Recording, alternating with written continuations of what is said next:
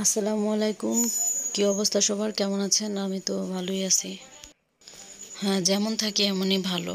আর এটা নিয়ে আমার আফসোস নাই। সন্ধ্যাবেলা তরকারি কুটাকাটি করতেছিলাম, আর এদিকে মা পিঠা নিয়ে আসছিল সন্ধ্যাবেলা।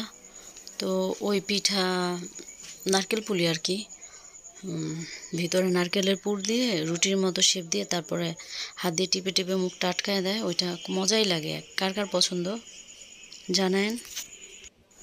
তারপর যখন হাঁটতে বের হয়েছি, দুপুরবেলা আমি একটু হাঁটি, আমার একটু প্রবলেম হয়, নয়তো যে কোনো একটা কারণে আমার প্রয়োজন আর কি, তাই আমি হাঁটতে যাই। আর তখন যাওয়ার পরে এই সামনেই দোকানটা সামনে পড়ে, খুব একটা যাওয়া হয় না। আজকে গেলাম, ইচ্ছে হলো কেন জানি না।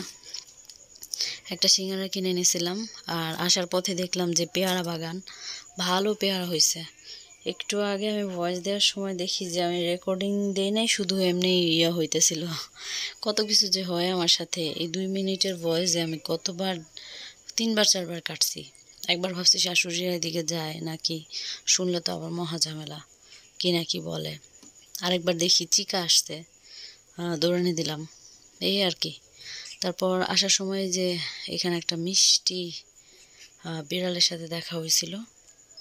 সে আমার দেখে আস্তে আস্তে হাইটা হাইটা আসতেছিল, ভাল লাগছিল। ভাবলাম যে একটু ধরবো, পরে আবার ভাবি কি না কি হয়, সেজন্য আর ধরা হয় নাই।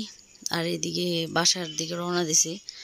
অলরেডি আসরের আজান দিয়ে দিছে, তো ভাবলাম যে এখন যদি না যাই তাহলে তো সমস্যা, আবার কোন ঘূর্ণিঝড় শুরু করে দেয়। সমস্যা না, এই জন্য চলে আসছিলাম।